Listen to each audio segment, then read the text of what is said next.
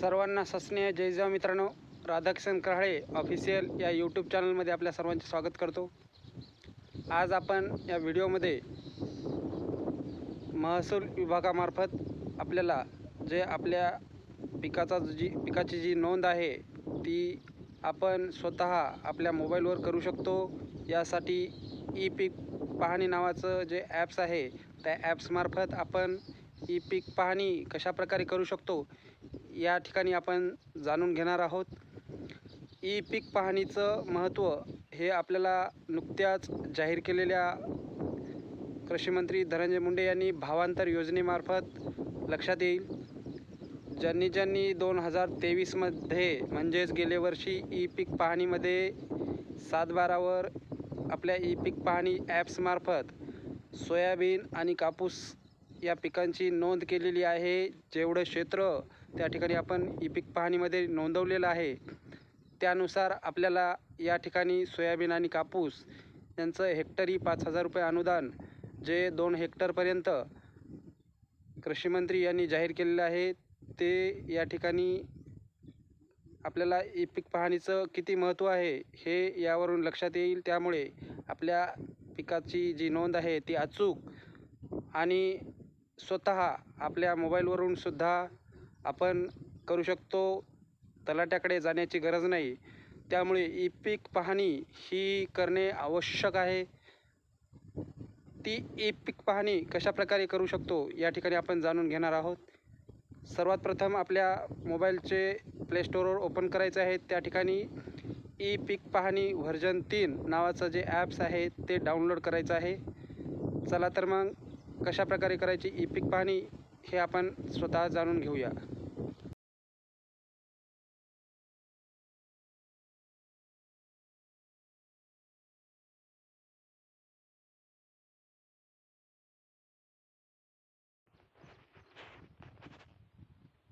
या ठिकाणी ई पीक पाहणी हे ॲप्स या ठिकाणी ओपन करायचं आहे। ई पीक पाहणीचं जे डॅशबोर्ड आहे ते आपल्याला या ठिकाणी अशा प्रकारे दिसेल। आपले मनपूर्वक स्वागत महाराष्ट्र शासन महसूल विभाग। माझी शेती माझा 7/12 मीच नोंदविणार माझा पीक पेरा। या ठिकाणी अशा प्रकारची जे स्लोगन आहे त्या ठिकाणी आपल्याला पुढे असं ओढायचं आहे। ॲप वापरण्यासाठी आवश्यक जी अद्ययावत प्रणाली आहे ती या ठिकाणी दिलेली आहे। त्यानंतर पुढे ड्रॅग केल्यानंतर या ठिकाणी आपण बघू शकतो नोंदणी करण्यासाठी खालील बाबींची मदत होऊ शकते। अद्ययावत गाव नमुना 7/12 आणि 8 ची प्रत जमीन मालक आपली नोंद करतील। नोंदणी झाल्यानंतर प्रत्यक्ष शेतामध्ये पीक पाहणी करताना मोबाईलमध्ये लोकेशन सेटिंग खालीलप्रमाणे करायची आहे। त्यानंतर या ठिकाणी महसूल विभाग निवडायचा आहे आणि या ठिकाणी दिलेला आहे आपल्याला हंगाम आणि शेतकरी स्तरावरील कालावधी, म्हणजे कोणत्या हंगामाची पीक पाहणी आपण किती तारखेपर्यंत करू शकतो। या ठिकाणी हंगाम दिलेला आहे खरीप। यामध्ये शेतकरी स्तरावरील कालावधी आहे 1 ऑगस्ट ते 15 सप्टेंबरपर्यंत आपण खरीप हंगामाची जी ई पीक पाहणी आहे ती करू शकतो। त्यानंतर संपूर्ण वर्ष जर आपण हंगाम निवडला एखाद्या पिकाचा तर तो पूर्ण वर्षभरासाठी निवडल्यानंतर पूर्ण वर्षभरामध्ये आपण कधीही त्याची पीक नोंदणी करू शकतो। या ठिकाणी आपल्याला पहिल्यांदा महसूल विभाग निवड करायची आहे। या ठिकाणी निवडावर क्लिक केल्यानंतर आपला जो विभाग आहे तो या ठिकाणी क्लिक करायचा आहे आणि समोरच्या ॲरोवर जे ॲरो दिसत आहे त्यावर क्लिक करायचं आहे। त्यावर ॲरोवर क्लिक केल्यानंतर या ठिकाणी लॉग इन पद्धती निवडा म्हणते।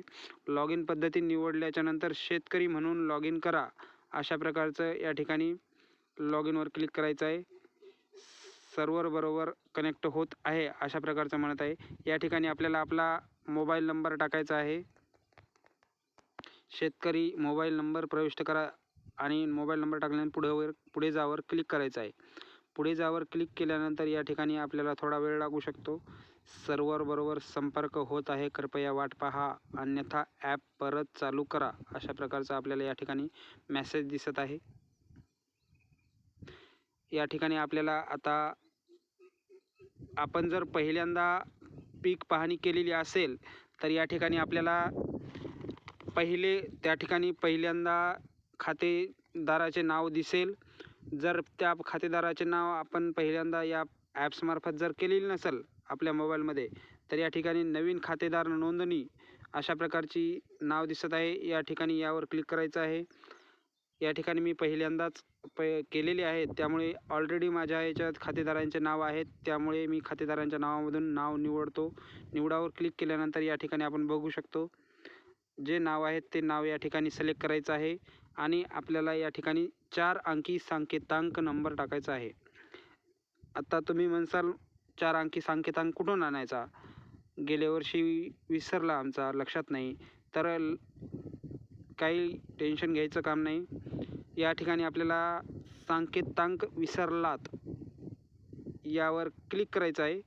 क्लिक केल्यानंतर आपल्याला या ठिकाणी मोबाईल क्रमांक आणि त्याचा सांकेतांक या ठिकाणी दिसेल. हा सांकेतांक आपण कुठेतरी नोंद करून घ्यायचा आहे आणि ठीक वर क्लिक करायचं आहे. या ठिकाणी जो सांकेतांक दिलेला आहे तो या ठिकाणी टाकून द्यायचा आहे. सांकेतांक टाकल्यानंतर समोरच्या ॲरोवर क्लिक करायचं आहे. आपल्याला या ठिकाणी समोर जाईल ॲप्स. समोर या ठिकाणी आपल्याला ई पीक पाहणीचा जो होम पेज आहे तो या ठिकाणी अशा प्रकारे दिसेल. यामध्ये पहिला ऑप्शन आहे कायम पड, चालू पड नोंदवा. त्यानंतर दुसरा ऑप्शन आहे पीक माहिती नोंदवा. त्याच्यानंतर तिसरा आहे बांधावरची झाडे नोंदवा आणि चौथा आहे अपलोड. पाचवा आहे पीक माहिती मिळवा आणि या ठिकाणी 6व्या याच्यामध्ये गावाचे खातेदारांची पीक पाहणी, म्हणजे पूर्ण गावातील जेवढे खातेदार आहेत त्यांचे नावं येतील. ज्यांनी ई पीक पाहणी झालेली आहे त्यांच्या नावावर हिरवी लाईन येईल.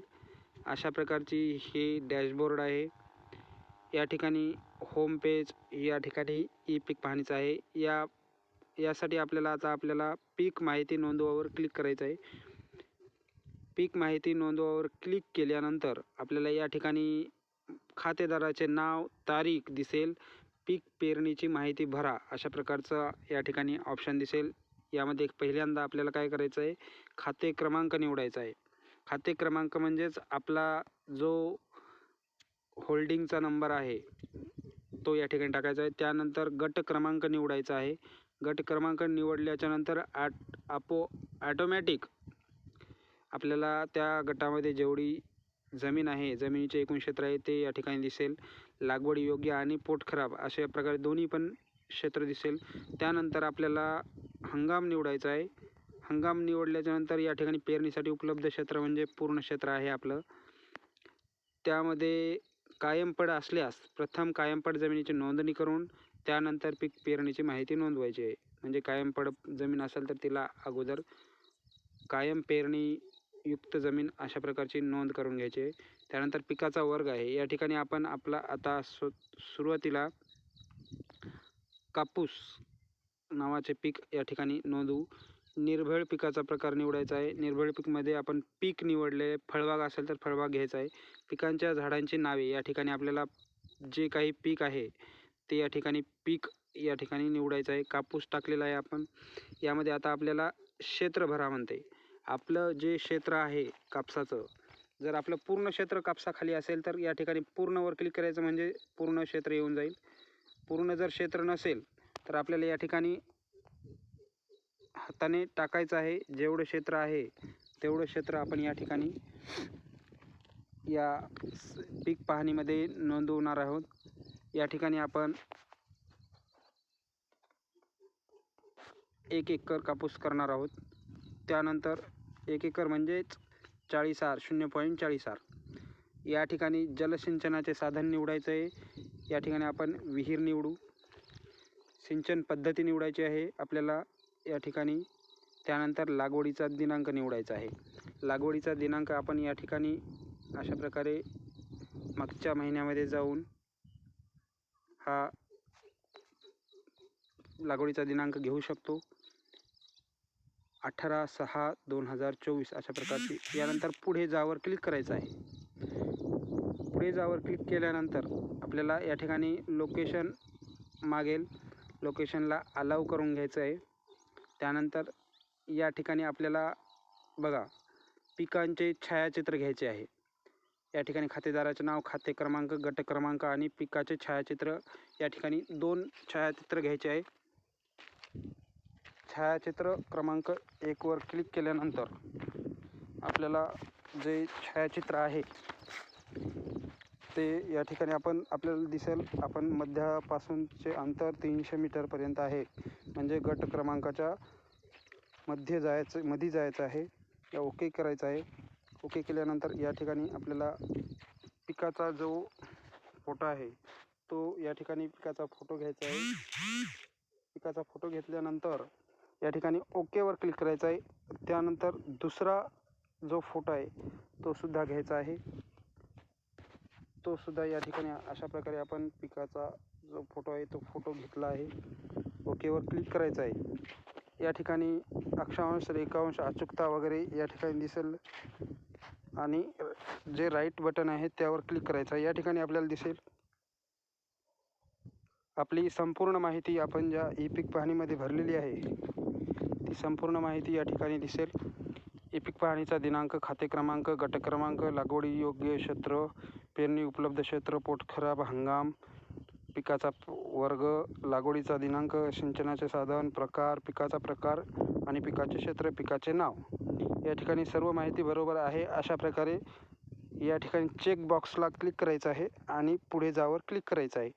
अशा प्रकारे आपण पुढे जावर क्लिक केल्यानंतर थोड्या वेळातच आपल्याला या ठिकाणी पिकांची माहिती साठवली आणि अपलोड झाली आहे अशा प्रकारचा मेसेज येईल. या ठिकाणी ठीक आहे वर क्लिक करायचं आणि आपल्याला जर पाहायचे असेल तर या ठिकाणी आपण बघू शकतो पिकांची माहिती पहा यावर क्लिक करायचं आहे. या ठिकाणी आपण बघू शकतो जिल्हा, तालुका, गाव आणि खाते क्रमांक, गट क्रमांक, पीक, भरलेलं क्षेत्र, हंगाम, लागवडीचा दिनांक या ठिकाणी आपल्याला दिसत आहे. यामध्ये तुम्ही भरलेली माहिती 48 तासाच्या आत दुरुस्ती किंवा नष्ट करू शकता अशा प्रकारची लाईन आपल्याला या ठिकाणी स्क्रोल होताना दिसत आहे.